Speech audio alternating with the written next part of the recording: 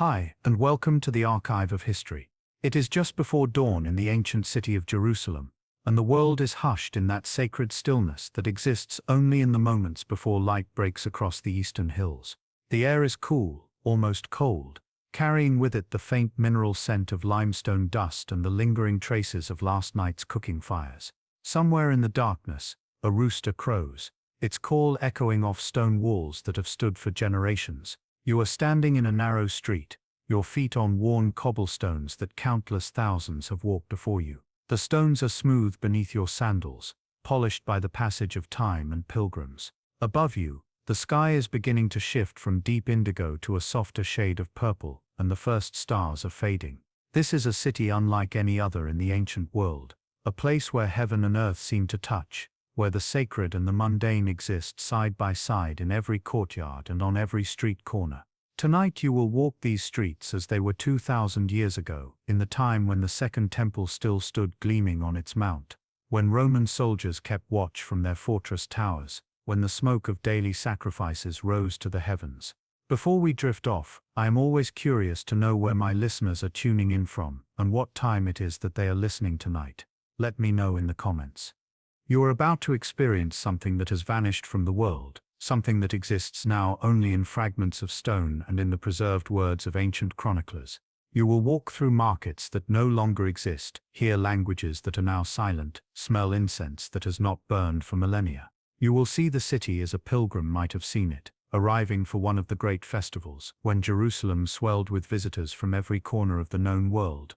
You will navigate its steep streets, its sudden staircases, its hidden courtyards. You will witness the rhythms of daily life in a city caught between its sacred destiny and the harsh realities of occupation, between its ancient traditions and the demands of a changing world. This is not a tale of kings and prophets alone, though they walked these same streets. This is the story of ordinary days, of water being drawn from cisterns, of bread baking in clay ovens, of children playing in the shadows of monumental architecture, of merchants haggling over the price of olive oil, of priests preparing for the daily sacrifices. It is the story of a city that believed itself to be the center of the universe, and in many ways it was.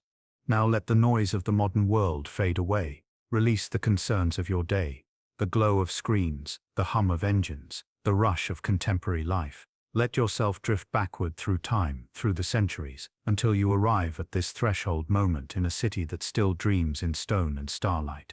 Settle into this journey, and allow yourself to become a silent witness to a world that once was. Close your eyes if you wish, or let them rest softly on the darkness around you.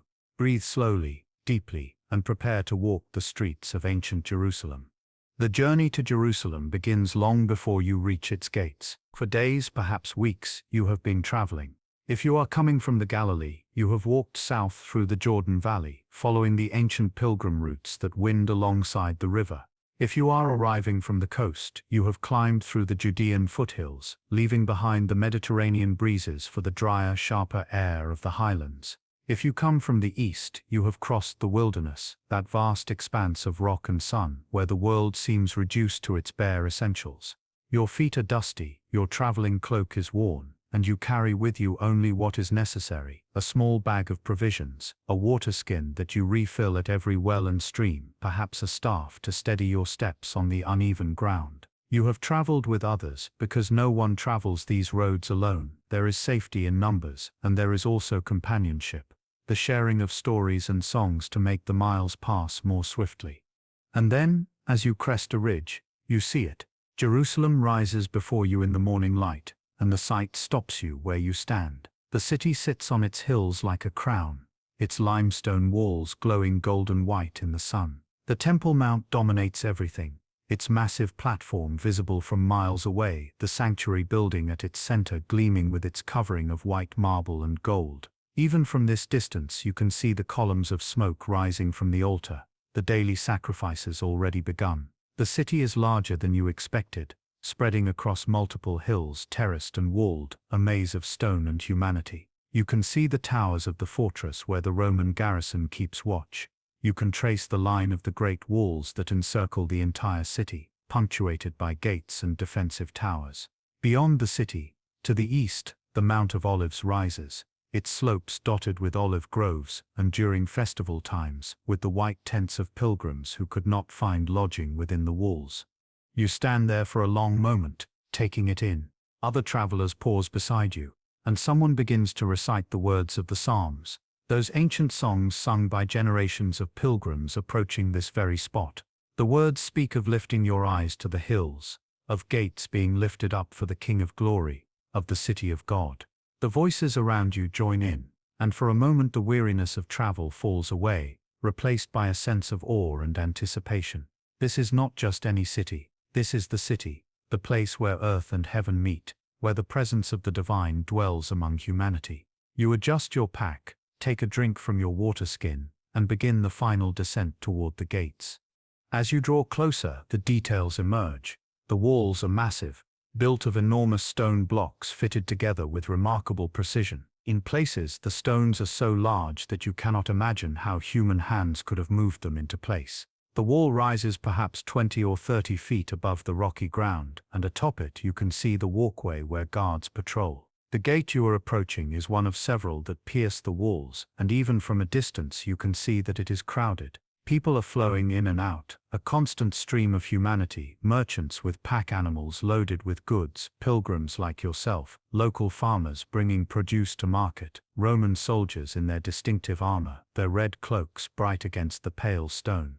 The road beneath your feet becomes more defined as you near the city, worn smooth by countless footsteps and the wheels of carts. The dust hangs in the air, stirred up by the movement of the crowd, and the noise increases with every step. You hear a dozen languages being spoken around you. Aramaic, the common tongue of this region. Hebrew, the sacred language of scripture and prayer. Greek, the language of commerce and learning. Latin, the language of Rome. There are accents you cannot place, travelers from distant lands you have only heard about in stories.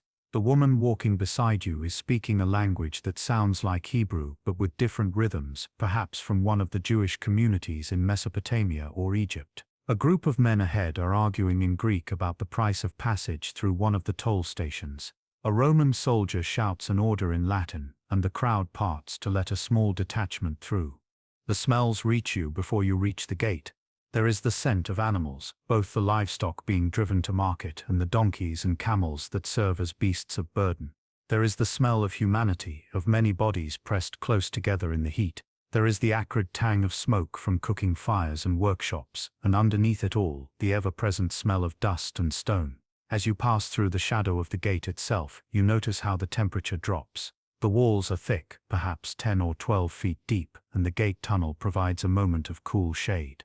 Guards stand to either side, watching the crowd with practiced eyes, looking for anything suspicious, anyone who might pose a threat to the peace of the city. Most people pass without incident, but occasionally someone is pulled aside for questioning or for inspection of their goods. You keep your eyes forward and move with the flow of the crowd. And then you are through. You are inside Jerusalem. The street opens before you, narrow and steep, climbing up into the heart of the city. Buildings rise on either side, their walls whitewashed or left the natural color of stone, their flat roofs creating a skyline of geometric shapes against the bright sky. Stairs and alleyways branch off in every direction, creating a labyrinth that would be easy to lose yourself in if you did not have a destination in mind. The noise is overwhelming at first, vendors calling out their wares, children shouting to each other, the clang of a metal worker's hammer, the bleating of sheep, the murmur of countless conversations. The street is crowded, and you must navigate carefully to avoid colliding with others, to step around a merchant's display, to give way to a man leading a heavily laden donkey up the hill. You notice that the city is divided, even here at the entrance. Certain streets seem to be dominated by particular trades or populations. You pass a street where the air is thick with the smell of tanning leather, and you see the workshops where animal hides are being processed, a necessary but unpleasant trade that is kept to certain areas. Another turning leads to a section where you hear the distinctive sounds of metalworking, and through an open doorway you glimpse a smith working at his forge, the glow of the fire illuminating his face. The population itself is diverse. You see Jewish men in their traditional garments, their prayer shawls visible beneath their outer cloaks. You see Greeks in their draped tunics, Roman officials in their togas, Syrian merchants in colorful robes. You see women with covered heads moving through the streets with baskets or water jars, their eyes downcast in public spaces. You see children darting between the adults, playing games or running errands for their families. The streets are not straight. They wind and turn, following the contours of the hillside, and at intervals, they are interrupted by broad steps that climb steeply upward. The city is built on hills, and this means that you are constantly climbing or descending, constantly navigating changes in elevation. The buildings lean in overhead, their upper stories sometimes extending out over the street, creating tunnels of shadow. Occasionally, you emerge into a small square or plaza where the sky opens up again, where there might be a public fountain or a marketplace. The architecture is a mixture of styles. Some buildings are clearly very old, their stones weathered and worn, their construction simple and functional. Others are newer, built in the Hellenistic style, with columns and arches, their facades decorated with geometric patterns. Still others show the unmistakable mark of Roman engineering, with their use of concrete and their grand proportions. As you make your way deeper into the city, you become aware that you are being drawn upward toward the Temple Mount. Everything in Jerusalem seems to flow toward or away from that central point. The streets orient themselves around it. The rhythms of the day are marked by the temple's ceremonies. The very identity of the city is bound up in that massive structure that dominates the skyline. You can see it now, rising above the rooftops, its walls higher than any other building, its sanctuary gleaming. The smoke from the altar continues to rise, a constant reminder of the presence of God in this place, and the sound of ram's horns being blown marks the progress of the morning sacrifices. This is where you will go next, to the temple, to the beating heart of Jerusalem's sacred life. The Temple Mount rises before you like a man-made mountain, an immense platform of stone that elevates the sacred space above the rest of the city. As you approach from the south, you can see the monumental staircases that lead up to the gates, broad flights of steps designed to accommodate the thousands upon thousands of pilgrims who come to this place, especially during the great festivals. The scale of the construction is almost beyond comprehension. The retaining walls of the platform are built of massive stone blocks, some of them weighing many tons, fitted together with such precision that you cannot slide a knife blade between them. These walls extend deep into the earth and rise high above it, creating a level surface on top of the hill where the temple complex stands. You join the crowd ascending the southern steps. The stairs are not uniform, some are shallow and some are steep, and this irregular rhythm forces you to walk slowly, deliberately, to pay attention to each step. This, you realize, is intentional. The approach to the temple is meant to be a transition, a gradual shift from the ordinary world of the city streets to the sacred space of God's dwelling place. Around you, pilgrims are beginning to pray, to recite psalms, to prepare their hearts for what lies ahead. Some are carrying offerings. A pair of doves in a woven cage, a young lamb on a rope, a basket of first fruits from their harvest. The smell of the animals mingles with the scent of incense that drifts down from above. At the top of the stairs, you pass through one of the gates, a massive portal in the southern wall of the Temple Mount. The gate is called the Huldah Gate, and it leads through a tunnel that climbs upward beneath the platform. The tunnel is dim after the brightness of the open air, lit by oil lamps set in niches along the walls.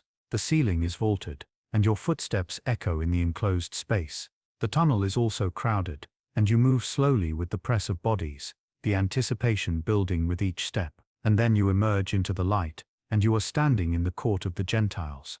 The space is vast, far larger than any courtyard or plaza you have ever seen. The court of the Gentiles occupies most of the Temple Mount platform, a great open area paved with stone, surrounded by covered colonnades on all four sides.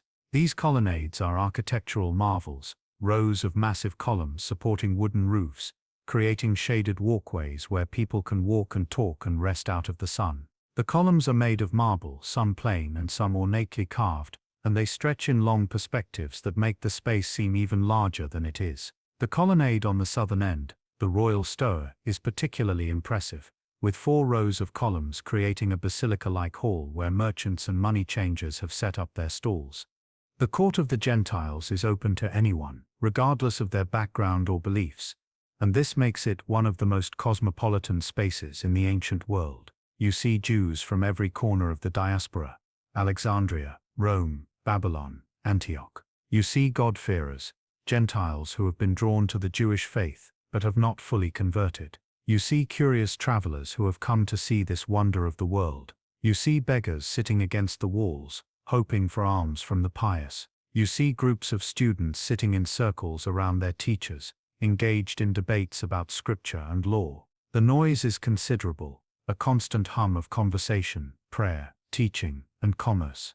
The commerce is impossible to ignore. In the royal story and scattered throughout the court, there are vendors selling the animals required for sacrifices.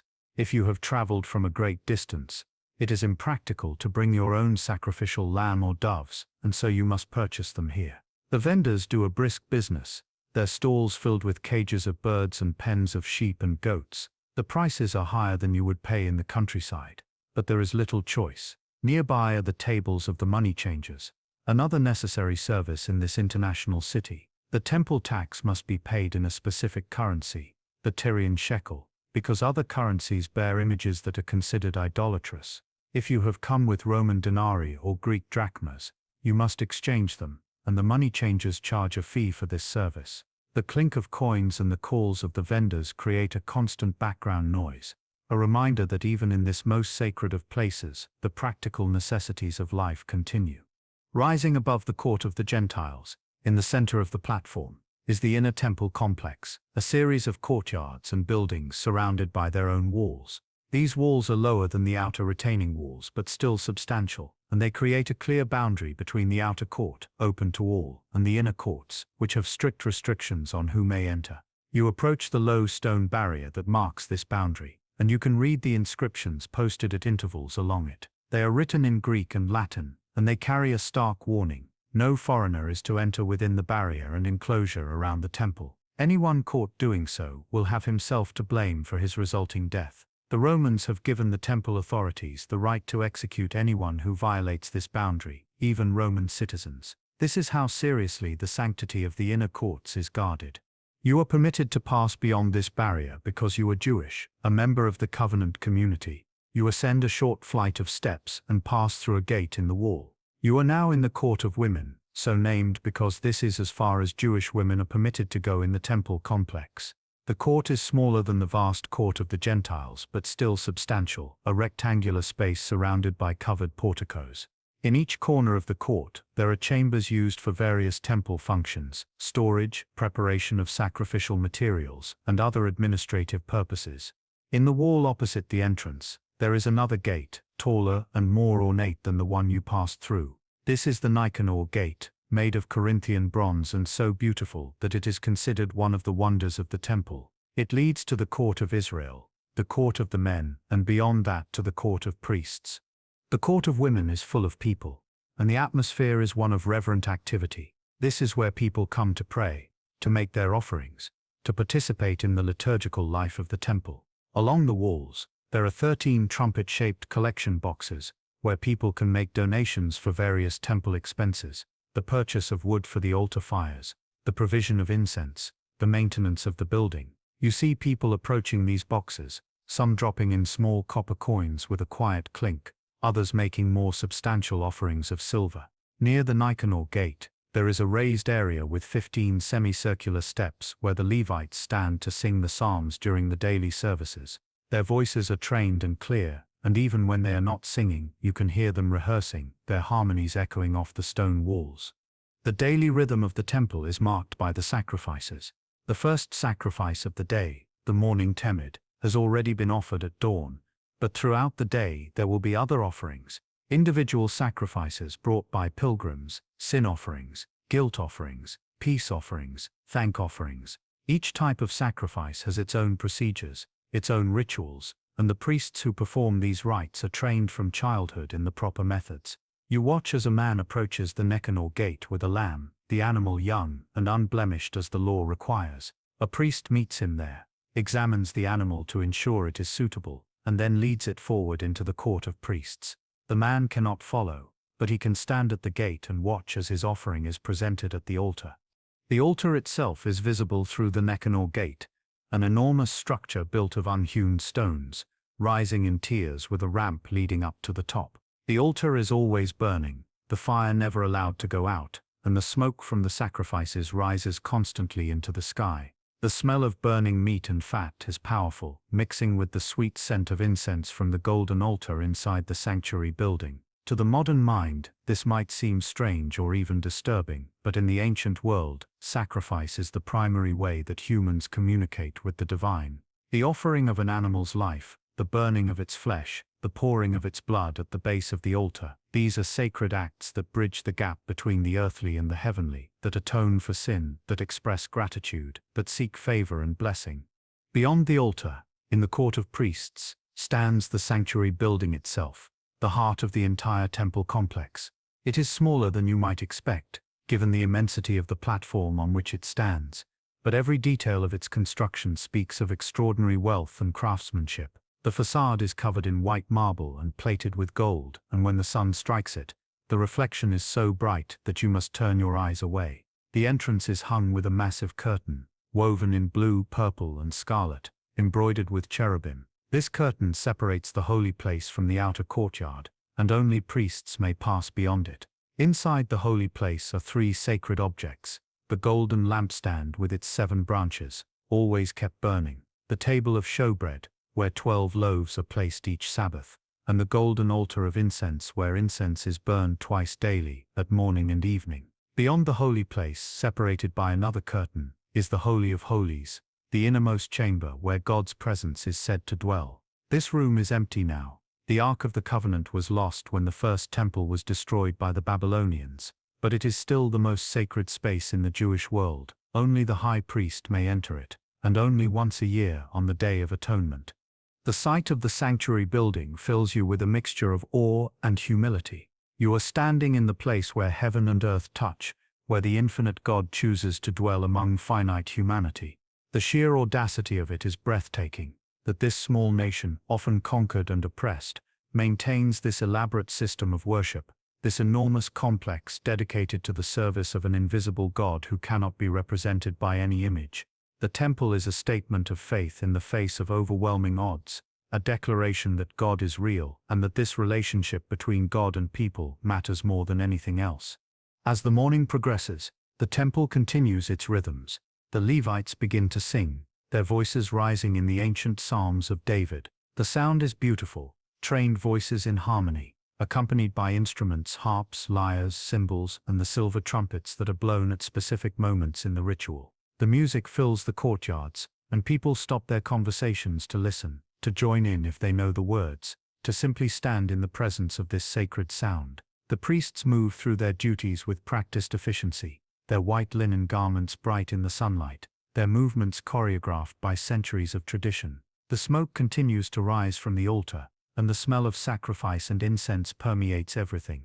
You stand there for a long time, taking it all in, knowing that this moment will live in your memory for years to come. You are one person among thousands, a single thread in the vast tapestry of faith that is woven here every day. And yet in this moment, you feel connected to something much larger than yourself, something that stretches back to Abraham and Moses and David, something that will, you hope, continue long into the future. The temple is not just a building, it is the physical embodiment of a covenant, a promise, a relationship between God and people that has endured through exile and oppression and return. And you are part of it, standing on this sacred ground, breathing this sacred air, hearing these sacred songs. Eventually, you make your way back down from the Temple Mount, descending the broad stairs and emerging once more into the streets of the city. The contrast is sharp. The noise of the marketplace replaces the music of the Levites, the smell of cooking food and animals replaces the scent of incense, and the sacred gives way, once again, to the ordinary rhythms of daily life. The lower city spreads out beneath the Temple Mount in a maze of narrow streets and crowded neighborhoods. This is where most of Jerusalem's population lives, in modest stone houses built into the steep hillsides, their walls sharing foundations with their neighbors, creating a dense urban fabric that has evolved organically over generations. The streets here are narrower than those in other parts of the city, sometimes so narrow that 2 people must turn sideways to pass each other. The buildings rise 2 or 3 stories high, their upper levels sometimes extending over the street below, creating passages that are almost like tunnels, cool and shadowed even in the heat of the day.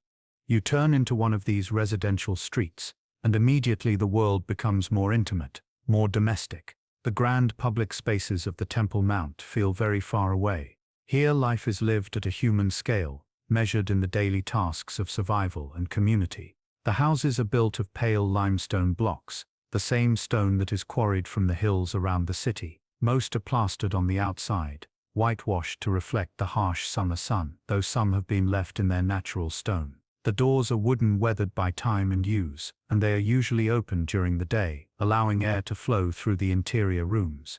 Windows are small and set high in the walls, designed more for ventilation than for light or views. Privacy is maintained by the interior arrangement of rooms around a central courtyard, not by large windows facing the street. Through an open doorway, you catch a glimpse of one such courtyard. It is small, perhaps 10 feet across, paved with flat stones and open to the sky. A fig tree grows in one corner, its broad leaves providing a patch of shade. Around the courtyard, the rooms of the house open inward, their doorways hung with curtains or woven mats that can be pushed aside or drawn for privacy. You can see into the main living space, where reed mats and cushions are arranged on the floor. There are few pieces of simple furniture, a low wooden table, some storage chests, clay lamps sitting in niches in the walls. The walls themselves are plastered, and in some places, painted with simple designs, geometric patterns or stylized plants. The floor is packed earth or, in wealthier homes, stone slabs or even mosaic tiles in simple black and white patterns. The daily life of these homes revolves around a few essential tasks, and chief among them is water. Jerusalem has no river running through it, no natural spring within the city walls that could supply its population. The survival of the city depends on an elaborate system of cisterns, aqueducts, and careful water management. Every house has its own cistern, a large underground chamber carved into the bedrock beneath the building, designed to collect and store rainwater from the roof and courtyard. During the rainy season, from late autumn through early spring, these cisterns fill with the precious water that must last through the long, dry summer months. The cisterns are accessed through small openings in the courtyard or in a room of the house, covered with a flat stone when not in use. The water inside is cool and dark, and it must be drawn up with ropes and clay jars.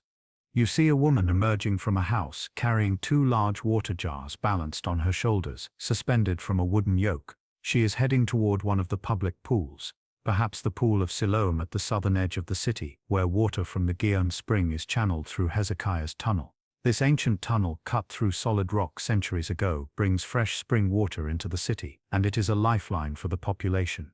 The woman walks with practiced ease, her steps steady despite the weight she carries. Drawing and carrying water is women's work, a daily task that is both labor-intensive and social. At the pools and fountains, women gather, exchanging news and gossip while they wait their turn to fill their jars. The ritual of water collection structures the day, a necessity that cannot be postponed or ignored. Another essential feature of these neighborhoods is the mikveh, the ritual bath used for ceremonial purification. Jewish religious law requires purification for various reasons: women after menstruation or childbirth, men after certain types of bodily emissions, anyone who has touched a corpse or something else considered unclean. The mikveh must contain a certain volume of water, and ideally, it should be filled with rainwater or water from a natural spring. In the lower city, many houses share access to a mikveh, either a private one serving several families or a public one serving the entire neighborhood. The mikvehs are simple pools, accessed by steps that lead down into the water. Before entering, one bathes thoroughly to remove any dirt, and then one immerses completely, every part of the body submerged for a moment. This is not about physical cleanliness but about spiritual status, about maintaining the ritual purity required to participate fully in the community's religious life, especially to enter the temple courts and to eat certain sacred foods. The sound of daily life fills these streets. From inside the houses, you hear the rhythmic scraping of grain being ground between 2 millstones, the upper stone turned by hand in a circular motion, crushing the grain into flour. This is work that must be done every day or every few days, because flour does not keep well in this climate. The grinding is usually done by women, and the sound of it is so constant that it becomes part of the background music of the neighborhood, like the murmur of conversation or the calls of vendors in the distance. You hear the slap of dough being shaped, the crackle of fires being kindled, the sizzle of oil in clay cooking pots. Bread is the foundation of every meal, and it is baked fresh daily in small clay ovens that sit in the courtyards, or in some cases in communal ovens shared by several families. The ovens are heated with wood or dried dung, and once hot enough, the flat rounds of dough are slapped onto the inner walls or laid on a flat stone inside. They cook quickly, emerging hot and slightly charred, fragrant and chewy. The smells of cooking are everywhere. The warm, yeasty scent of bread, the savory aroma of lentil stew seasoned with cumin and coriander, the sharpness of onions and garlic, the richness of olive oil. Meat is less common, reserved for special occasions or for those who can afford it. But when an animal is slaughtered, the smell of roasting or boiling meat wafts through the neighborhood, and everyone knows that someone is celebrating or hosting guests. Most meals are simple: bread, olives, cheese made from sheep or goat milk, vegetables in season, dried fruits and pulses. Wine is drunk with meals, usually diluted with water, and it is safer to drink than water from questionable sources. The diet is nourishing if monotonous, and it is shaped by the agricultural rhythms of the land: the harvest of grain in early summer, the olive harvest in autumn, the grape harvest in late summer, the seasons of figs and pomegranates and dates. Children are everywhere in these streets, and their presence adds a layer of energy and noise to the already lively atmosphere. Boys and girls play together when they are young, their games simple and universal: running and chasing, hiding and seeking, playing with balls made of rags or wood, with dolls made of cloth and sticks. As they grow older, their worlds begin to separate. Boys will follow their fathers, learning the family trade or craft, spending their days in apprenticeship, absorbing the skills that will define their adult lives. Girls stay closer to home, learning from their mothers the tasks of household management, cooking, weaving, sewing, water carrying, childcare. By the time they reach adolescence, boys are considered on the cusp of manhood, and girls are being prepared for marriage, which often happens in the early to mid-teens. Education, for boys at least, is tied to religious instruction. In neighborhoods throughout the city, there are small synagogues or houses of study where boys gather to learn to read the Torah, to memorize passages of scripture, to study the laws and traditions of their people. The teacher, often a scribe or a learned elder, sits with his students in a courtyard or a room set aside for this purpose. The boys sit on the ground or on low benches, and they learn by repetition and recitation, the teacher chanting a phrase and the boys echoing it back until it is committed to memory. The sound of these study sessions adds to the auditory landscape of the neighborhood, young voices rising and falling in rhythmic cadence, the ancient words passed from one generation to the next. The craftsmen of the lower city are essential to the functioning of Jerusalem. In one street, you find the potters, their workshops easily identified by the clay dust that coats everything and the piles of broken shards outside their doors. A potter sits at his wheel, a simple device made of two horizontal stone discs connected by a vertical axle. He spins the lower disc with his feet while his hands shape the wet clay on the upper disc, coaxing it into form. A jar for storing oil, a bowl for serving food, a lamp for holding oil, and a wick. The precision and speed with which he works is the result of years of practice, and the objects he creates are both functional and, in their simple forms, beautiful. Once shaped, the vessels are set aside to dry, then fired in a kiln, a process that transforms the soft clay into hard, durable ceramics. In another part of the neighborhood, you hear the distinctive sound of weaving, the clack of the loom as the shuttle passes back and forth, threading the weft through the warp. Weaving is primarily women's work, though some men specialize in it as well, especially the weaving of finer fabrics or more complex patterns. The looms are simple vertical frames, set up in courtyards or in rooms with good light. The fabric produced is mostly wool from sheep, though linen from flax is also woven for finer garments and for the priestly vestments used in the temple. The wool is first cleaned, then spun into thread using a simple drop spindle, a weight attached to a stick that is spun to twist the fibers into a continuous strand. The thread is then dyed using natural materials: blue from a particular type of snail, purple from murex shellfish, red from insects or certain plants, yellow and brown from various herbs and bark. The colors are rich but also expensive, especially the blues and purples, which are associated with royalty and wealth. Most people wear undyed wool, the natural colors of the sheep: white, cream, brown, black. Metal workers operate in a different section of the lower city. where their forges and the noise of their hammering will not disturb the rest of the neighborhood. The work of a blacksmith or a coppersmith is hot and loud, the metal heated until it glows and then beaten into shape on an anvil. These craftsmen produce the tools and implements that everyone needs: knives, nails, hinges, cooking pots, agricultural tools, and sometimes weapons, though the Romans strictly controlled the production of weapons in occupied territories. The smell of hot metal and the ringing of hammer on anvil are unmistakable, and when you pass by a metal worker's shop, the heat from the forge washes over you, even in the shade of the narrow street. Leather workers and tanners have their own area as well, usually on the outskirts of the lower city or near the city walls, because the process of tanning leather is both smelly and uses large quantities of water. Animal hides must be cleaned, treated with lime to remove hair, soaked in a solution containing tannins extracted from oak bark or other plants, and then stretched and dried. The result is leather that can be made into sandals, belts, bags, water skins, and scroll covers. The smell is pungent and unpleasant, a mixture of decomposing organic matter and the chemicals used in the process, and this is why tanners are kept at a distance from the more desirable parts of the city. As the day progresses, the rhythm of the neighborhood shifts. The morning is the time for work, when the air is still relatively cool and the light is good. By midday, the heat is intense, and people retreat indoors or into the shade, seeking respite. The streets become quieter. The pace of activity slows. This is a time for a simple meal and for rest, a siesta that allows people to conserve their energy for the cooler hours of the late afternoon and evening. Children nap on mats in the courtyards. Merchants close their stalls for a few hours, and the city takes a collective breath. The only sounds are the distant calls of vendors who continue to work, the barking of dogs, the cooing of doves, and the ever-present hum of insects. In the late afternoon, as the shadows lengthen and the temperature begins to drop, the neighborhood comes back to life. Men return from their work in other parts of the city, bringing with them news and earnings. Women prepare the evening meal, the main meal of the day, and the smells of cooking once again fill the air. Neighbors visit one another.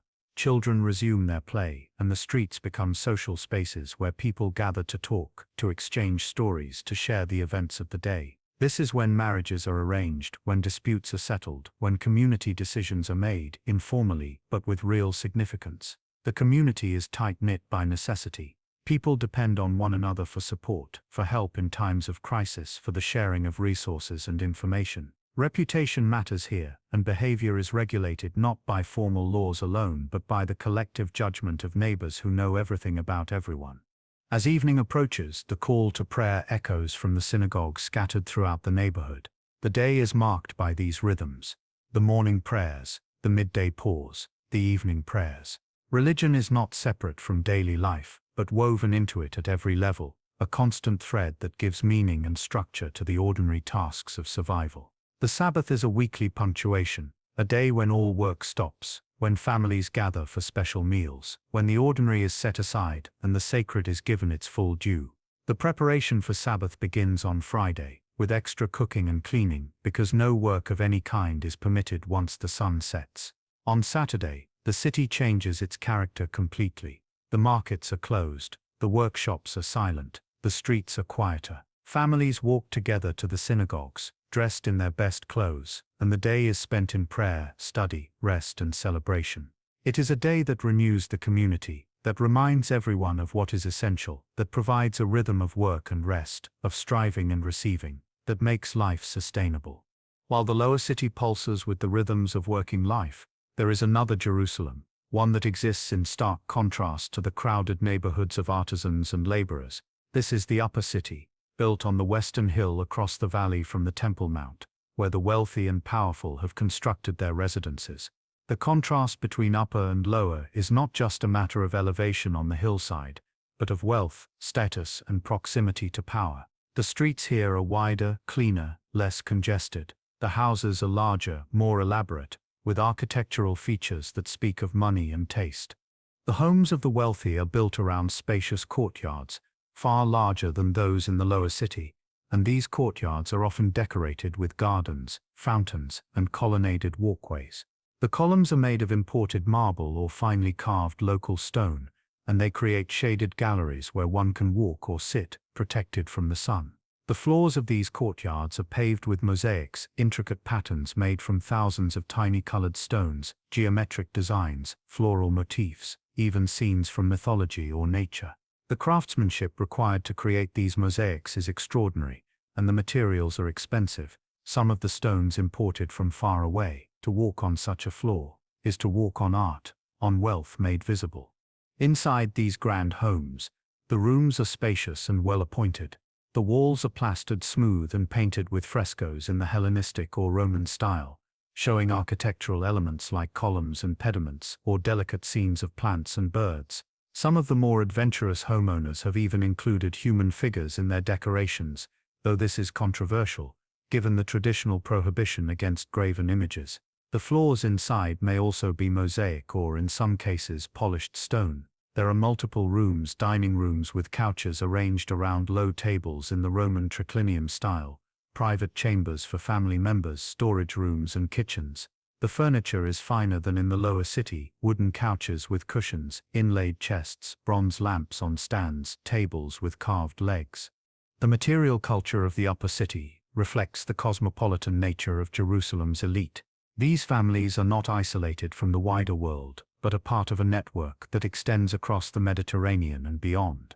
They import goods that are luxuries or even unimaginable to the average resident of the lower city. There is glassware from Phoenicia, delicate and colorful, used for serving wine and perfumes. There is fine pottery from Greece and Italy, decorated with elegant designs. There is silk fabric from the distant East, incredibly expensive and worn only on special occasions. There are spices and perfumes. Frankincense and myrrh from Arabia, cinnamon and pepper from India, spikenard from the Himalayas. These substances are used in religious rituals, yes, but they are also marks of status, applied to the body or used to scent the home. The dining practices of the wealthy are another world entirely. While the poor eat simple meals of bread and lentils, the rich feast on elaborate dishes, roasted meats, fish from the Mediterranean, brought inland packed in salt, vegetables prepared with rare spices, pastries sweetened with honey, fruits both local and imported. They drink wine from grapes grown on their own estates or purchased from the best vineyards, wine that is aged and refined, served in fine cups rather than crude clay vessels. The meals are social events, occasions for displaying wealth and cultivating relationships. Guests recline on couches, Roman style, rather than sitting on the floor or on simple benches, and the conversation ranges over politics, philosophy, business and gossip. The elite of Jerusalem are a complicated group, caught between multiple identities and loyalties. Many of them are priests, members of the hereditary priesthood that serves in the temple, and this gives them religious authority and a share of the temple's considerable income. The high priest, in particular, is one of the most powerful figures in the city, both religiously and politically. He lives in a palatial residence in the upper city, and his family's wealth is immense. The high priestly families control access to the most important religious offices, and they have a vested interest in maintaining the status quo, in keeping the peace with Rome, because their position depends on Roman approval. The Romans have the power to appoint and remove high priests, and they do not hesitate to use this power to ensure that the high priest is someone they can work with. Other members of the elite are wealthy merchants, men who have made fortunes through trade, who import and export goods, who have business relationships across the empire. They are comfortable in multiple worlds, speaking Greek and Aramaic with equal fluency, understanding both Jewish law and Roman customs. They send their sons to study with Greek tutors, to learn rhetoric and philosophy, to acquire the education that will allow them to navigate the complex political and economic landscape of the Eastern Mediterranean. Some of them hold positions in the local government, serving on councils and committees that administer the city under the watchful eye of the Roman governor. And then there are the collaborators, a word that carries weight and judgment. These are men who work directly with the Romans, who serve as tax collectors or as officials in the Roman administration, who use their positions to enrich themselves at the expense of their own people. Tax collectors, in particular, are despised. The Roman system of taxation is brutal and corrupt. Rome auctions off the right to collect taxes in a given area, and the highest bidder wins the contract. That person then has the legal authority to collect taxes, and anything he collects above what he owes to Rome, he keeps as profit. This creates a system ripe for abuse, and tax collectors are notorious for extorting far more than is legally required, for using violence and threats to squeeze every last coin from people who can barely afford to pay. To collaborate with this system, to profit from the suffering of your own community, is seen as betrayal, and tax collectors are shunned, excluded from polite society, regarded as ritually unclean. The upper city is also home to the residences of visiting dignitaries and foreign officials. During the great festivals, when the Roman governor comes up from his usual residence in Caesarea on the coast, he stays in the magnificent palace that Herod the Great built on the western edge of the city. This palace is a wonder of architecture and engineering, with its high defensive towers, its sprawling gardens, its elaborate water features. Herod, long dead by now, was a master builder, and his palace is a testament to his ambition and his desire to impress both his subjects and his Roman patrons. The palace gardens are filled with exotic plants, with pools and fountains fed by the same aqueducts that bring water to the rest of the city, with colonnades and pavilions where one can sit in luxury and look out over the city. It is a place that seems to belong more to Rome than to Jerusalem, and in many ways it does. It is a reminder that Jerusalem, for all its sacred character, is part of an empire, subject to the will of distant emperors and their local representatives. Walking through the upper city, you are acutely aware of the inequality that defines Jerusalem. The city is deeply stratified, and the distance between the wealthy in their marble-floored villas and the poor in their crowded tenements is not just economic but moral and social. The wealthy see themselves as the natural leaders of society, the ones who understand how the world works, who can negotiate with Rome, who can keep the peace and maintain prosperity. The poor, from their perspective, may see the wealthy as traitors, as people who have sold out their principles for comfort and security, who have forgotten the teachings of the prophets about justice and care for the vulnerable. Yet the city holds together, despite these tensions, because of shared identity and shared practices. Rich and poor alike go to the temple, though they may enter different courts and offer different sacrifices. Rich and poor alike observe the Sabbath, though the poor's rest is a welcome respite from labor, while the wealthy's rest is filled with leisure and feasting. Rich and poor alike are part of the covenant community, bound by the same laws, the same history, the same hope for the future.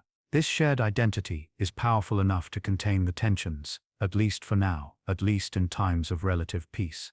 But the peace is fragile, and everyone knows it. The wealth of the upper city is built in part on systems that oppress the lower city. The taxes that fund the grand houses and the imported luxuries are extracted from people who can barely afford to pay them. The collaboration with Rome that allows the elite to maintain their positions is seen by many as a compromise too far, a betrayal of the nation's independence and dignity. The anger simmers beneath the surface, waiting for a spark, and when that spark comes, the city will be torn apart. But for now, in this moment, the upper city shines in the afternoon sun, its white walls glowing, its gardens lush, its residents secure in their position and their power. If the upper city represents the wealth and collaboration of the elite, and the lower city embodies the daily struggles of the working population, then the Roman presence represents the hard reality of power that shapes every aspect of life in Jerusalem. You cannot walk through the city for long without encountering the visible signs of occupation.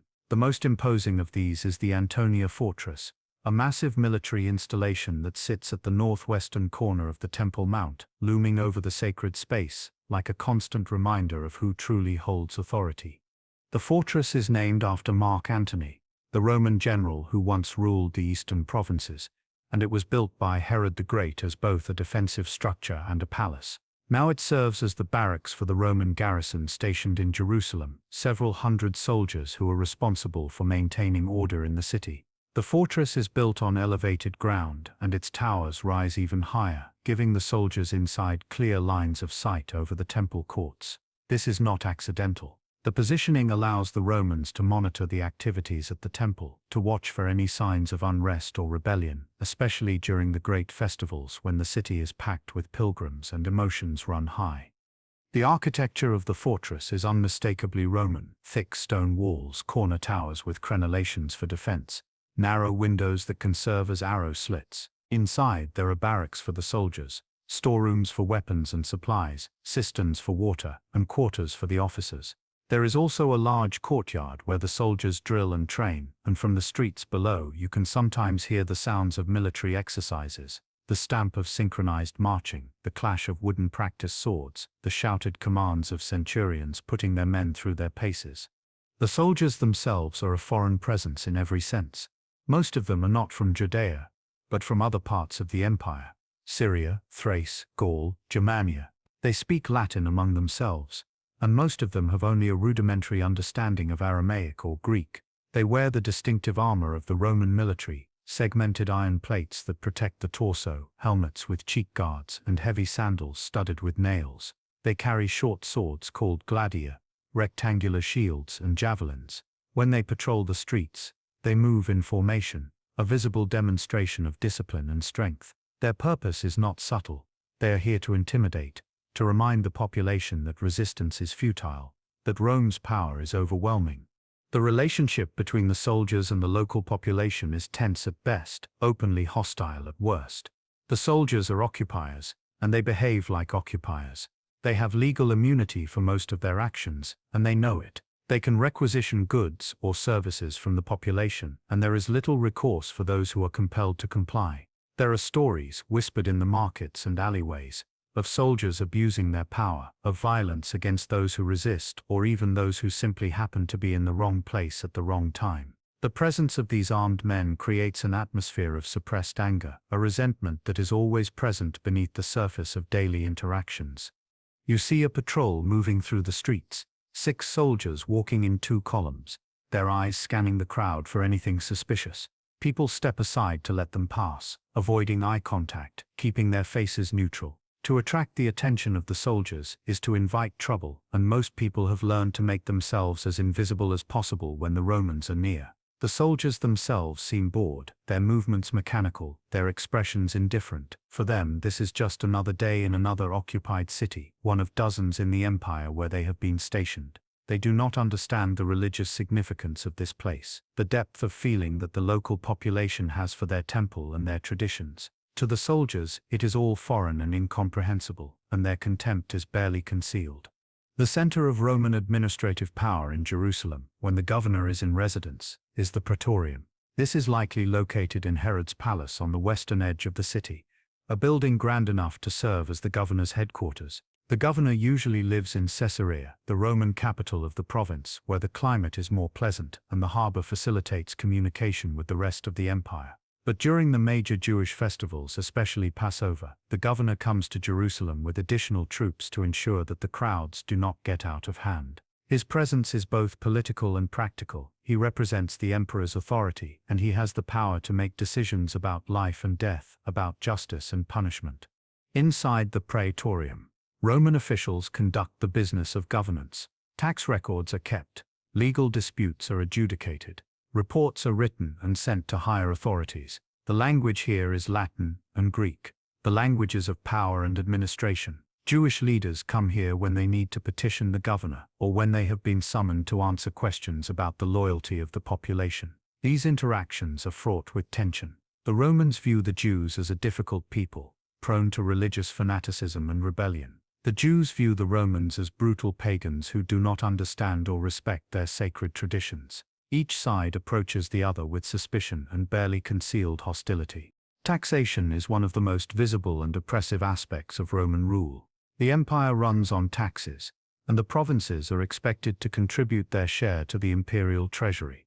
There are multiple taxes: a land tax, a poll tax, customs duties on goods that move through the markets. The burden of these taxes falls most heavily on the poor, who have the least ability to pay. For a small farmer or a day laborer, the taxes can be crippling, taking such a large portion of income that there is barely enough left to survive. The system is designed to extract wealth from the provinces and funnel it to Rome, and it does so with ruthless efficiency. The collection of taxes is handled through a combination of Roman officials and local collaborators. The collaborators, as mentioned earlier, are despised, but they are also necessary to the functioning of the system. They know the local economy. They speak the language, they understand who has money and who does not. They are the face of Roman taxation, and they bear the brunt of the population's anger. To be a tax collector is to be wealthy but isolated, to have money but no respect, to be excluded from the community even as you profit from its exploitation. The legal system under Roman rule is another source of tension. The Romans allow the local Jewish authorities, the Sanhedrin, to handle many internal matters, including religious disputes and minor criminal cases. But serious crimes, especially those that involve threats to Roman authority, are handled by the Roman governor. The most serious punishment, crucifixion, is a Roman method designed to be as public and as horrifying as possible. Crucifixion is not just an execution, it is a statement, a warning to anyone who might consider rebellion. The condemned are nailed or tied to wooden crosses and left to die slowly, often over the course of days, in full view of the public. The crosses are usually set up along major roads or near city gates, places where many people will see them and be reminded of the cost of defying Rome. The Romans also bring with them their gods, their temples, their religious practices, and this is another source of friction. The Jewish prohibition against graven images and the worship of any god but the God of Israel is absolute, and the presence of Roman religious symbols in the city is deeply offensive to many. The Romans, for their part, do not understand this prohibition. For them, religion is a matter of civic duty and social cohesion, and the refusal to honor the emperor as a god, or at least to make offerings to him, is seen as disloyalty. There have been incidents in the past where Roman governors, either through ignorance or deliberate provocation, have brought military standards bearing the emperor's image into the city, and the response has been immediate and intense. Crowds have gathered in protest, willing to die rather than allow such desecration. The Romans have learned, through experience, that there are limits to what the Jewish population will tolerate, and they are careful, most of the time, not to cross those limits. But the potential for conflict is always there, simmering just below the surface. Walking through Jerusalem under Roman occupation is to walk through a city divided against itself. There are those who cooperate with Rome, who see collaboration as the only practical path, who believe that maintaining peace and stability is worth the cost of compromising some principles. There are those who resist, who dream of independence, who teach their children to remember the stories of the Maccabees, who drove out foreign oppressors in generations past. And there are those who simply try to survive, who keep their heads down, who focus on their families and their work, who hope to avoid the attention of both the Romans and the Zealots. The presence of Roman soldiers in the streets, the sight of the fortress overlooking the temple, the knowledge that the governor can order executions on a whim, all of this creates an atmosphere of fear and resentment that colors every aspect of life in the city. But Jerusalem is not defined solely by its political struggles or its occupation. It is also a city of intense religious devotion, and that devotion is expressed through a variety of groups and movements, each with its own understanding of what it means to be faithful to God in these troubled times. To walk through the city is to encounter these different groups, to hear their debates, to see the ways in which their beliefs shape their daily lives. The Pharisees are one of the most visible and influential groups. They are not priests, though some priests are also Pharisees. They are laymen, scholars and teachers who have devoted themselves to the study and interpretation of the Torah, the Jewish law. The Pharisees believe that the written Torah, the 5 books of Moses, must be interpreted and applied to the changing circumstances of daily life, and they have developed an extensive body of oral tradition, interpretations and rulings passed down from teacher to student over generations. This oral law is for them as authoritative as the written law, because it represents the collective wisdom of the community in discerning God's will.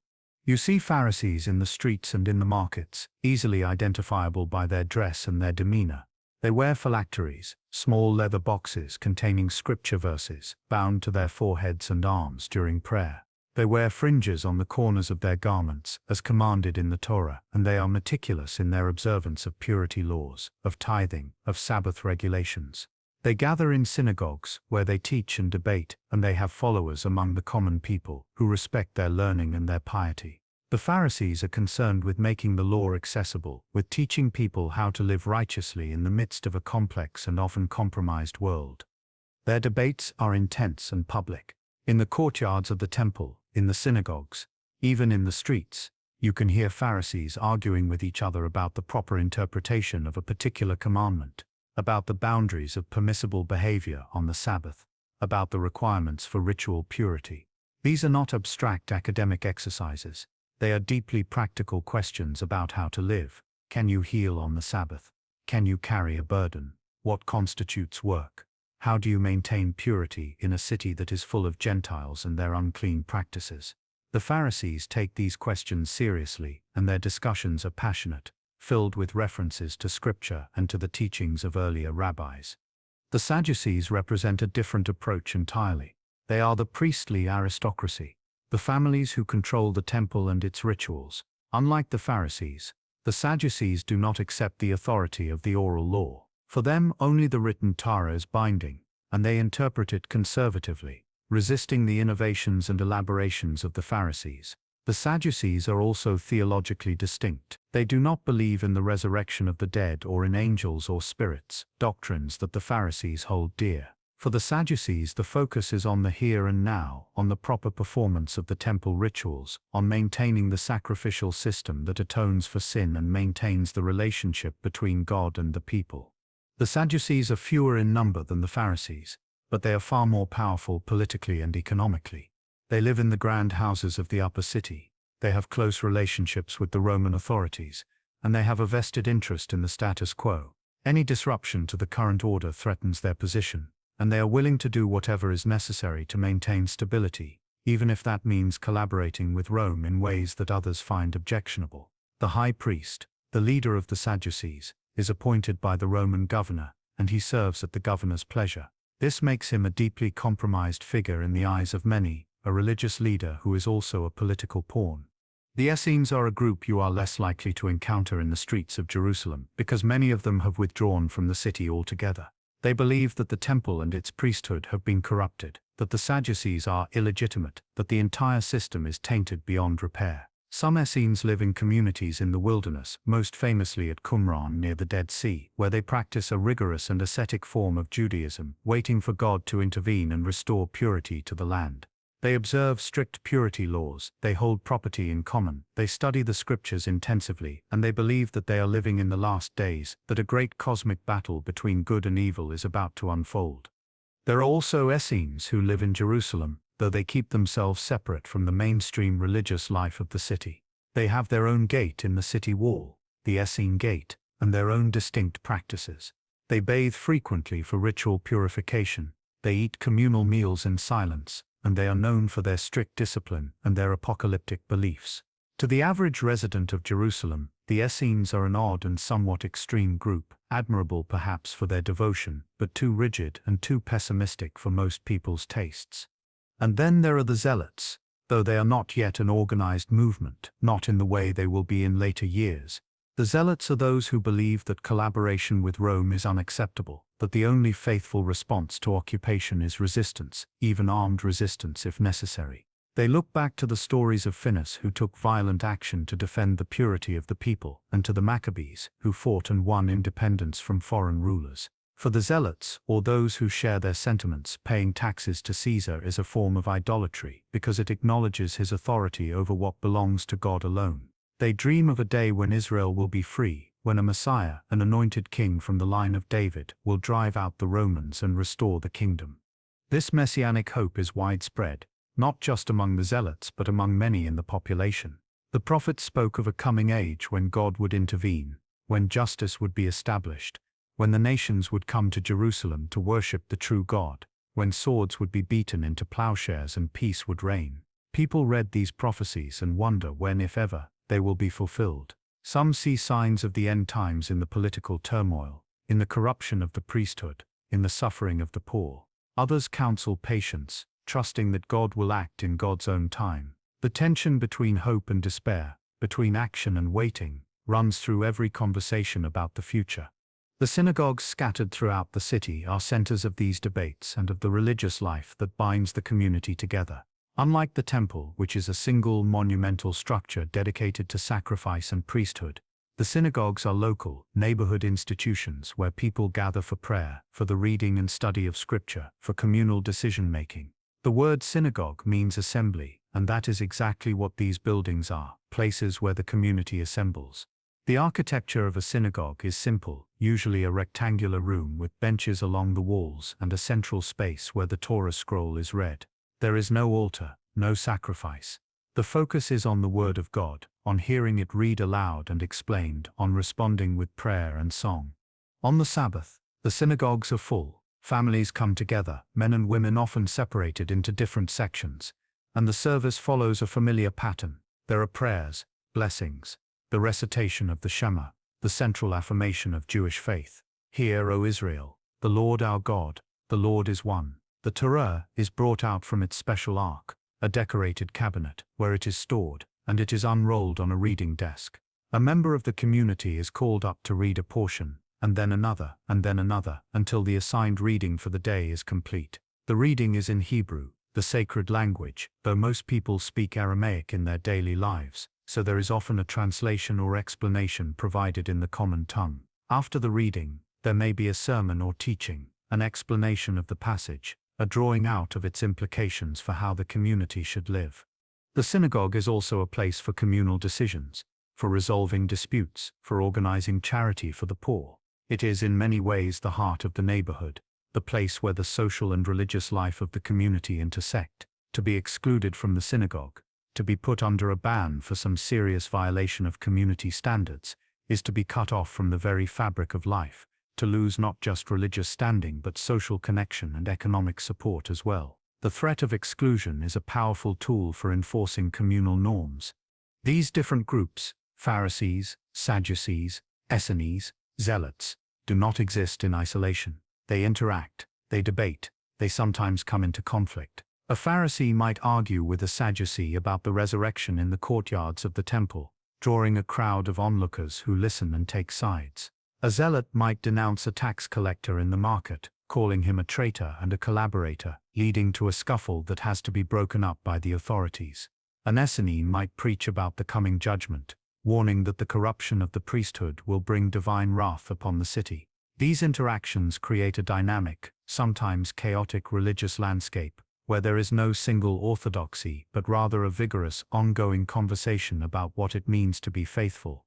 And above all these human divisions and debates, there is the shared conviction that God is real, that God cares about this people, this place, that the history of Israel is a history of covenant and promise, of sin and redemption, of exile and return. This conviction is what holds the community together, even when everything else seems to be pulling it apart. It is what makes Jerusalem more than just another city in the Roman Empire. It is what makes it the city, the place where heaven touches earth, where the presence of the divine is sought, and sometimes encountered. The rhythms of the year in Jerusalem are marked by the festivals, the sacred times when the entire character of the city changes, when the population swells with pilgrims, when the temple becomes the center of celebration and worship for tens of thousands of people. These festivals are commanded in the Torah, and they are central to the identity of the Jewish people, reminders of the great events of their history and of their ongoing relationship with God. The most important of these festivals is Passover, which occurs in the spring, in the month of Nisan. Passover commemorates the Exodus from Egypt, the defining event of Jewish history, when God delivered the people from slavery and made them a nation. The festival lasts for 7 days, but the most significant moment is the first night, the Passover Seder, when families gather to retell the story of the Exodus and to eat a ritual meal that includes unleavened bread, bitter herbs, and the roasted meat of the Passover lamb. For weeks before Passover, the city prepares. Every house is cleaned thoroughly, a ritual purification that involves removing all traces of leaven, of any food that has been allowed to ferment or rise. This is because the Israelites, fleeing Egypt in haste, did not have time to let their bread rise, and so the eating of unleavened bread during Passover is a reminder of that urgent flight to freedom.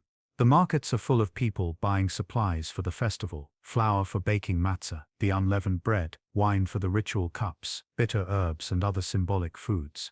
The bakers work day and night to produce enough matzah for the entire population and for the thousands of pilgrims who will soon arrive. The pilgrims begin to arrive days before the festival, streaming into the city from every direction. They come from Galilee in the north, from the villages of Judea and Samaria, from the Jewish communities scattered across the empire. Some have been saving for years to make this journey, because the law requires every adult male to come to Jerusalem for the 3 pilgrimage festivals, Passover, Shavuot, and Sukkot. The city, which usually has a population of perhaps 30 or 40,000, suddenly swells to several times that size. Every available room is rented out, every courtyard is filled with guests, and still there is not enough space. Outside the city walls, on the slopes of the Mount of Olives, and in the valleys around the city, tent cities spring up, makeshift encampments where pilgrims sleep and cook and prepare for the festival. The atmosphere is electric. The streets are packed, the markets are overwhelmed, the noise is constant. You hear every dialect of Aramaic and Hebrew, every regional accent. You see people in the traditional clothing of their home regions, some simple and some elaborate. The pilgrims bring with them offerings for the temple, sheep and goats for sacrifice, grain and wine for the offerings, silver for the temple tax. The livestock add to the chaos, their bleating and the smell of the animals mixing with the scent of cooking and incense. The city is stretched to its limits, its infrastructure straining under the weight of so many people, but there is also a sense of excitement, of anticipation, of communal celebration.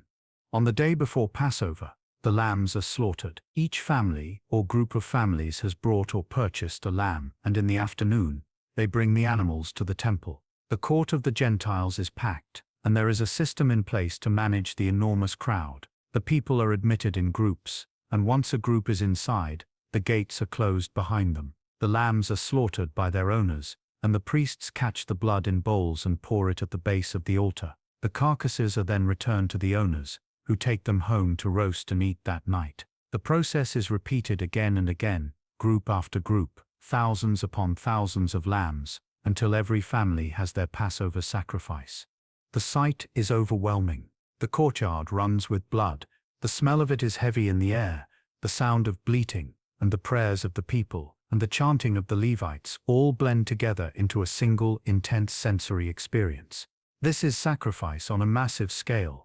A visceral reminder of the cost of atonement, of the seriousness with which the relationship between God and people is maintained. For the priests, it is exhausting work, standing for hours, performing the same rituals again and again, their white garments stained red despite their best efforts. For the pilgrims, it is a moment of profound religious significance, a participation in a ritual that connects them to their ancestors, to the first Passover in Egypt, to the story that defines who they are as a people. That night, as the sun sets, the city is filled with the smell of roasting lamb. Every household is gathered around their meal, retelling the story of the Exodus, eating the symbolic foods, drinking the ritual cups of wine, singing the psalms of praise. The youngest child at each table asks the traditional questions: why is this night different from all other nights? And the father or the head of the household answers, recounting the story of slavery and liberation, of suffering and deliverance, of God's mighty acts on behalf of the people. The meal is both solemn and joyful, a remembrance of past suffering, and a celebration of present freedom, however constrained that freedom might be by Roman rule. Throughout the week of Passover, the city maintains this heightened state of celebration and worship. The temple is full every day, the sacrifices continue. The pilgrims explore the city, visit the sites, buy souvenirs and supplies. There are public gatherings, open-air sermons, discussions and debates in the courtyards and streets. Teachers take the opportunity to instruct large audiences, and controversies that have been simmering throughout the year sometimes come to a head in the charged atmosphere of the festival. The Romans, watching all of this from their fortress and from the Praetorium, are deeply nervous. A city packed with people, filled with religious fervor, remembering a story of liberation from foreign oppressors. It is a recipe for trouble, and they know it. The governor has come up from Caesarea with extra troops, and the soldiers are on high alert, watching for any sign of unrest, any spark that might ignite the crowd. There have been incidents in the past, riots and protests that had to be put down with force, and the Romans are determined to prevent such outbreaks if possible. But their very presence, the sight of armed soldiers patrolling the streets, is a reminder that the freedom celebrated in the Passover story is not the reality of life under Roman rule, and this adds a layer of tension to the festivities. 50 days after Passover comes Shavuot, the Feast of Weeks, a harvest festival that celebrates the giving of the Torah at Mount Sinai. It is a smaller festival than Passover, but it still brings pilgrims to the city, and the temple is busy with offerings of first fruits, the earliest grains and produce of the harvest, brought as gifts to God. The atmosphere is joyful, a celebration of the bounty of the land and of the gift of the law that guides the life of the community. And then in the autumn comes Sukkot, the Feast of Tabernacles, a week-long celebration that combines themes of harvest thanksgiving and remembrance of the wilderness wanderings. During Sukkot, families build temporary shelters, Sukkot, in their courtyards or on their roofs, and they eat and sleep in these shelters to remember the tents their ancestors lived in during the 40 years in the wilderness. The shelters are simple, made of branches and leaves, and they are decorated with fruits and grains. The city is full of these temporary dwellings, and the effect is both festive and poignant, a reminder of fragility and dependence on God. Sukkot is also a water festival. Each morning there is a ritual in which water is drawn from the pool of Siloam and carried in a golden pitcher to the temple, where it is poured out on the altar along with wine, a prayer for rain in the coming year. The procession is accompanied by singing and celebration, and the city is filled with music and dancing. On the last day of the festival, the great day, the celebration reaches its climax, and the temple courts are packed with people, their voices raised in praise.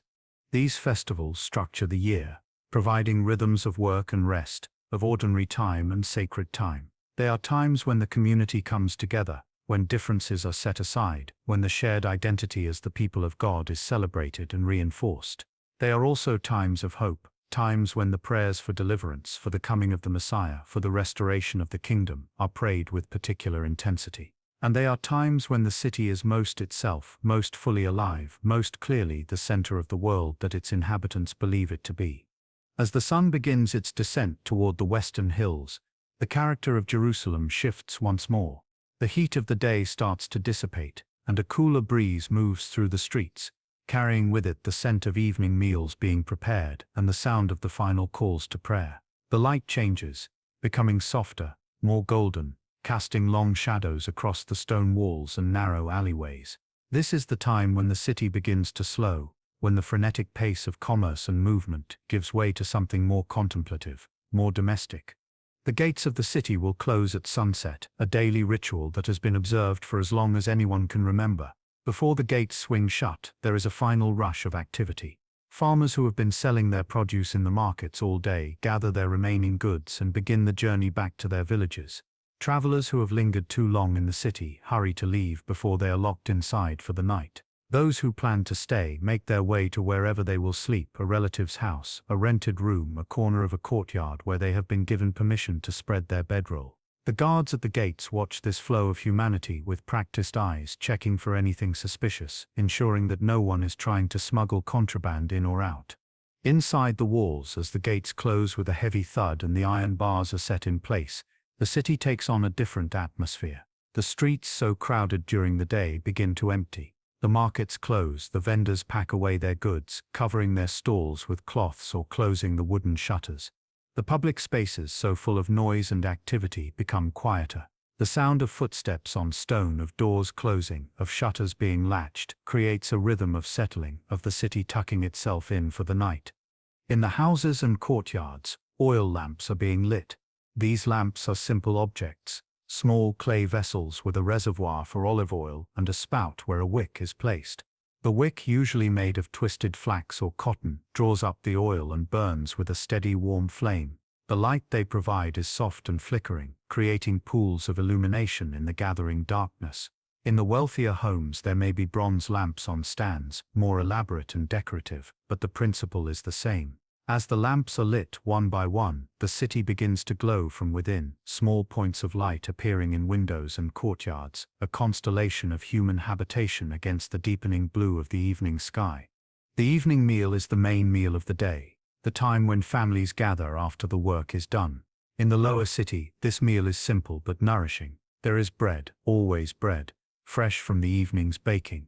There are olives, preserved in brine, their salty richness, a perfect complement to the bread. There is cheese, usually from goat or sheep milk, sometimes fresh and soft, sometimes aged and hard. There are vegetables depending on the season, onions, garlic, cucumbers, lentils cooked into a thick stew, seasoned with cumin and salt. If the family is fortunate, there might be a small amount of fish, salted and dried, brought from the Mediterranean or from the Sea of Galilee. Meat is rare, reserved for special occasions, but when it is served, it is a cause for celebration. The family sits together on mats or low stools around a cloth spread on the floor or on a low table. There is a blessing before the meal, a prayer of thanksgiving for the food and for the God who provides it. The father or the head of the household breaks the bread, and portions are distributed. Wine is poured, usually mixed with water to dilute its strength, and cups are passed around. The meal is eaten slowly, with conversation, with the sharing of news and stories from the day. Children are present, learning by observation the rituals and rhythms of family life, the way that food is shared, the way that gratitude is expressed, the way that the community of the household is maintained and renewed around the table. In the upper city, the evening meal is more elaborate. There are multiple courses served on fine pottery or imported glassware.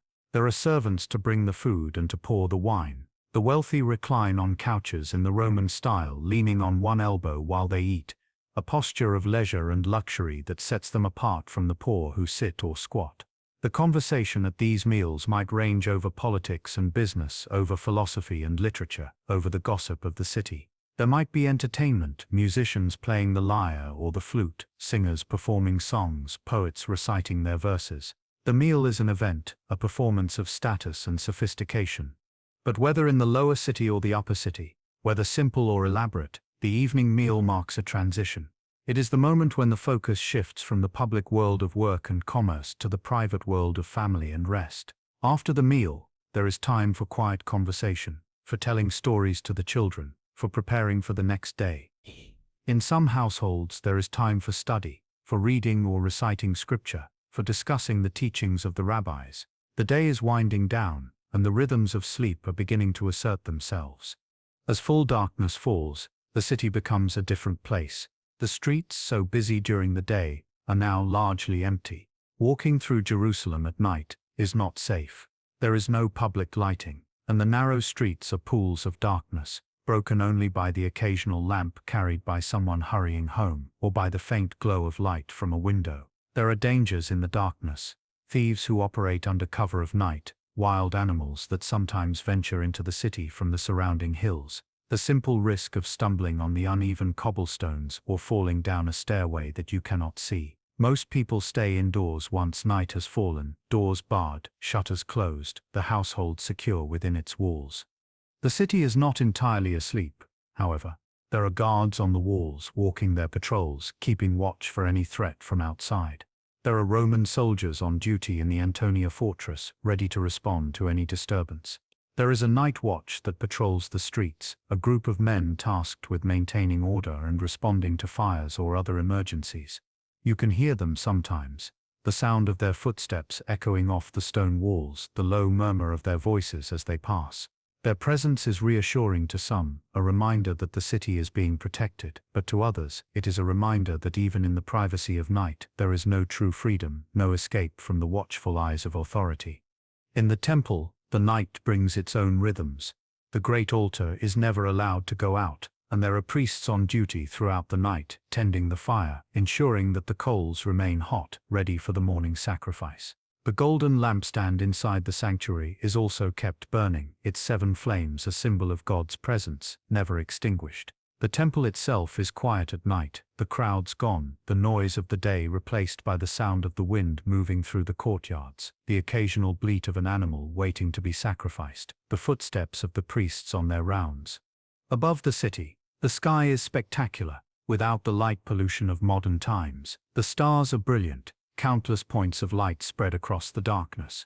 The Milky Way stretches overhead, a river of light, and the constellations are clear and bright. The ancient peoples of this region are skilled astronomers, and the movements of the stars and planets are carefully observed, not just for their beauty, but for their practical uses in marking time and seasons. The new moon, marking the beginning of each month, is watched for and announced, and the festivals are timed according to the lunar calendar. The night is also a time for dreams and for prayer. In the quiet darkness, when the distractions of the day are gone, people turn inward, reflecting on their lives, their relationships with God, their hopes and fears. There are prayers for protection through the night, for safety from danger, for the blessing of sleep and the promise of a new day. The Shema is recited before sleep, a reaffirmation of faith, a surrender of the self to the care of the divine. Hear, O Israel, the Lord our God, the Lord is one. And you shall love the Lord your God with all your heart, and with all your soul, and with all your might. Sleep, when it comes, is often interrupted. The nights can be cold, especially in the winter months, and the thin blankets or cloaks that people wrap themselves in provide limited protection. Dogs bark in the distance. Babies cry. The wind rattles the shutters. But for most, sleep is a welcome relief, a respite from the labor and stress of daily life, a temporary escape from the harsh realities of occupation and poverty, of sickness and loss, of the constant struggle to survive in a world that is often unforgiving. And then, after what seems like only a short time, the first hints of dawn begin to appear in the eastern sky. The darkness softens to gray, and the stars begin to fade. The roosters crow, their calls echoing across the rooftops, announcing the coming of a new day. The city begins to stir. Doors open, lamps are extinguished, the routines of morning begin once more. The cycle continues, day after day, season after season, year after year. The rhythms of life in ancient Jerusalem.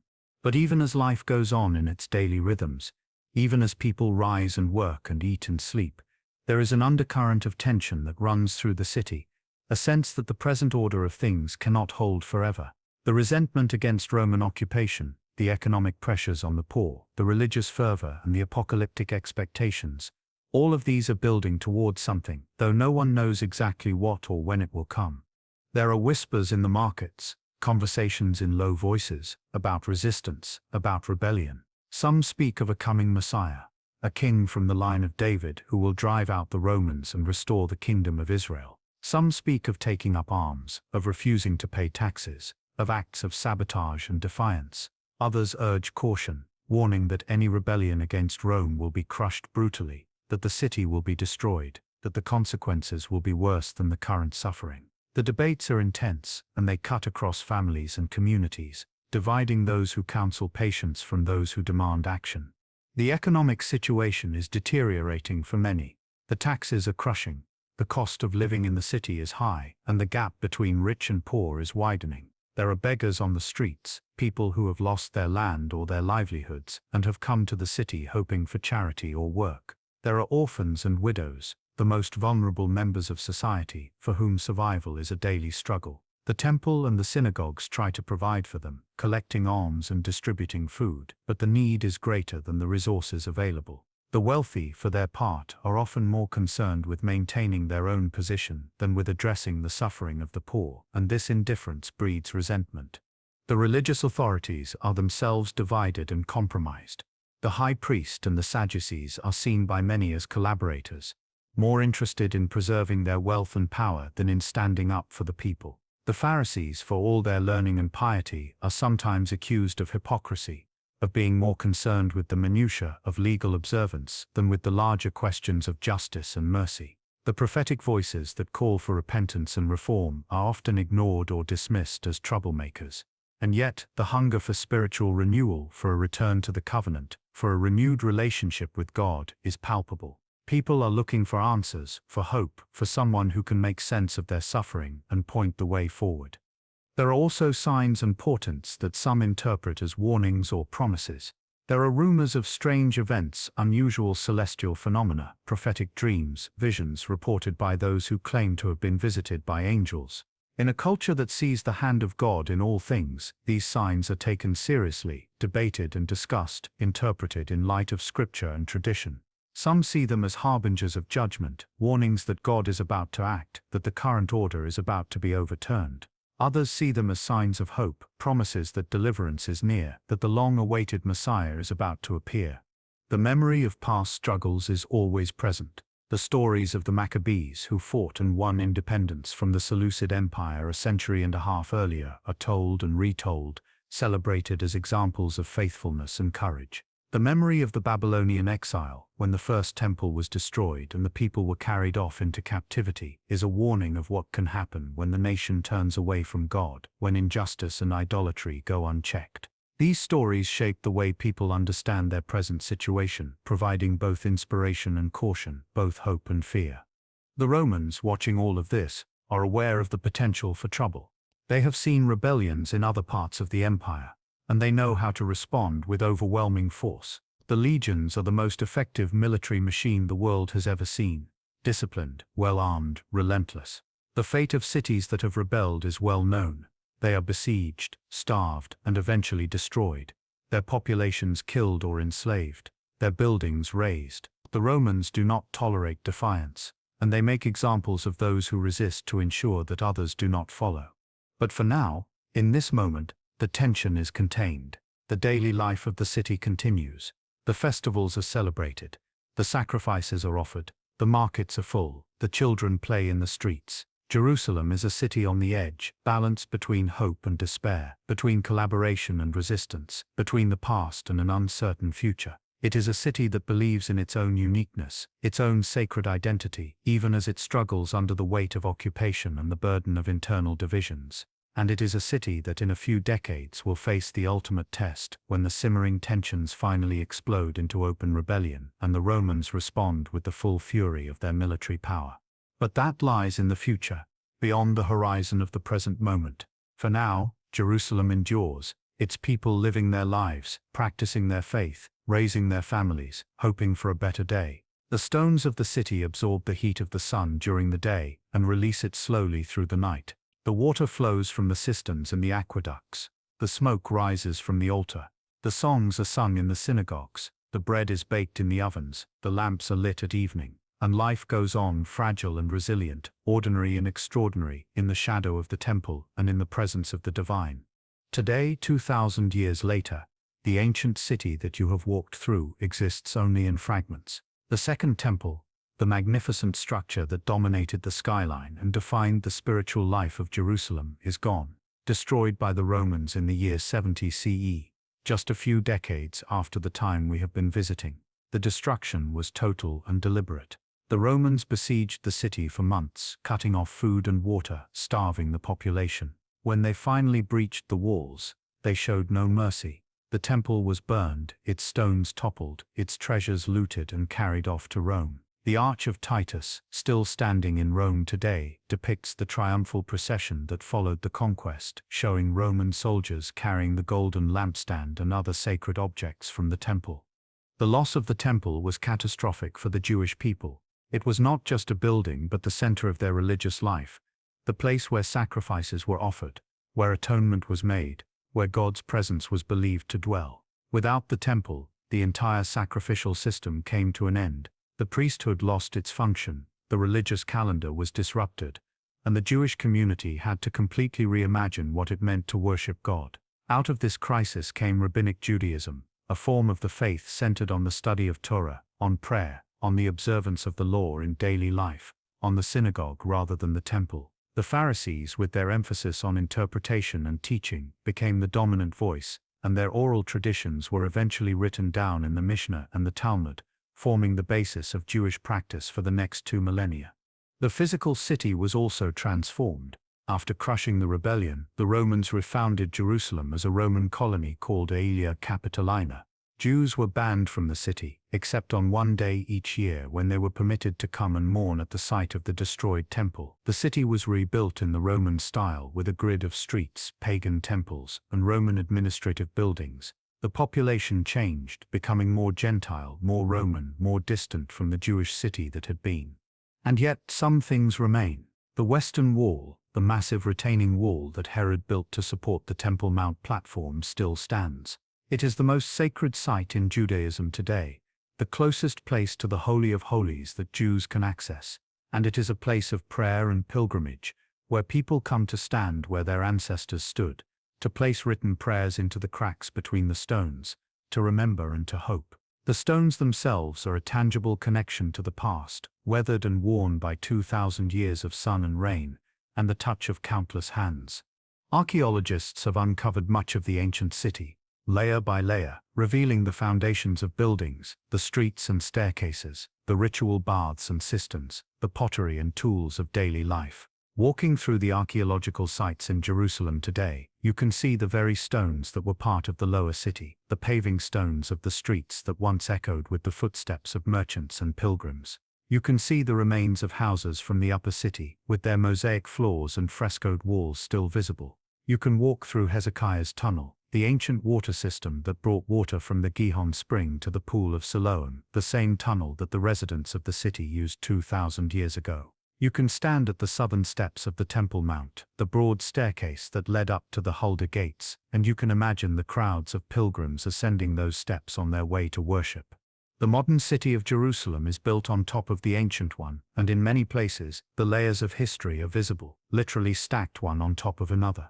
Byzantine churches were built on the ruins of Roman temples, which were built on the ruins of Jewish structures, which were built on even earlier foundations. The city has been conquered and reconquered, destroyed and rebuilt, over and over again, by Babylonians, Persians, Greeks, Romans, Byzantines, Arabs, Crusaders, Mamluks, Ottomans, British, and finally, in modern times, by Israelis and Palestinians, each claiming the city as their own. The layers of history, the competing claims, the religious significance for Judaism, Christianity, and Islam, all of this makes Jerusalem one of the most complex and contested places on earth. But beneath all the layers, beneath the modern buildings and the medieval walls and the Byzantine mosaics and the Roman ruins, there is the bedrock of the ancient city, the Jerusalem of the Second Temple period, the city you have walked through tonight. It is a city that lives now only in imagination, reconstructed from ancient texts and from the fragments uncovered by archaeology. The historian Josephus, who was present during the Roman siege and who later wrote a detailed account of the Jewish war, provides us with vivid descriptions of the city and its destruction. The Mishnah and the Talmud preserve memories of the temple rituals and the daily life of the community. The New Testament, written in the decades after the temple's destruction, gives us glimpses of the city in the time of Jesus, a city in ferment, full of competing visions and hopes. To walk through ancient Jerusalem, even in imagination, is to be reminded of the fragility of human civilization, of how quickly a thriving city can be reduced to rubble, how completely a way of life can be lost. It is also to be reminded of the resilience of human communities, of the way that even after catastrophic loss, people find ways to adapt, to rebuild, to carry forward their traditions and their identity. The Jewish people survived the destruction of the temple and the exile from Jerusalem, and they maintained their faith and their community in diaspora for 2,000 years, until the modern state of Israel was established in 1948.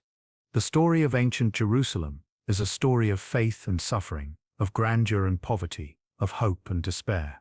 It is the story of a city that believed itself to be the center of the world, the place where God chose to dwell among humanity. And for those who lived there, it was exactly that. The temple with its smoke rising to heaven, the streets full of pilgrims, the festivals celebrated with joy and fervor, the daily sacrifices offered morning and evening. All of this was the visible expression of a covenant, a relationship between God and people that gave meaning and purpose to every aspect of life. For the modern visitor to Jerusalem, whether in person or in imagination, the ancient city is a palimpsest. A text that has been written and rewritten, but whose earlier layers are still faintly visible beneath the surface. To stand at the Western Wall, to walk through the archaeological sites, to read the ancient texts, is to make contact, however tentative, with that lost world. It is to hear the echoes of prayers that were prayed in stone courtyards, to smell the ghost of incense that drifted through sacred spaces, to see, in the mind's eye, the crowds that once filled these streets, the children who played in these courtyards, the families who gathered for meals in these houses.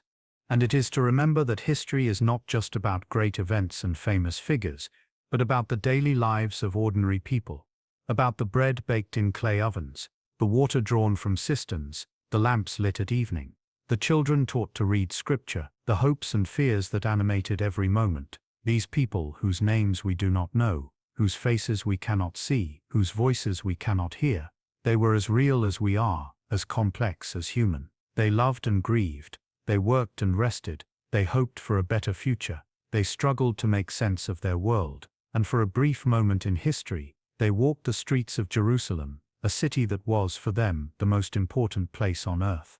And so our journey through the streets of ancient Jerusalem comes to a close. We have walked from the pre-dawn darkness through the full light of day, through the crowded markets and the sacred courts of the temple, through the neighborhoods of the poor and the palaces of the rich, through the tensions of occupation and the celebrations of faith.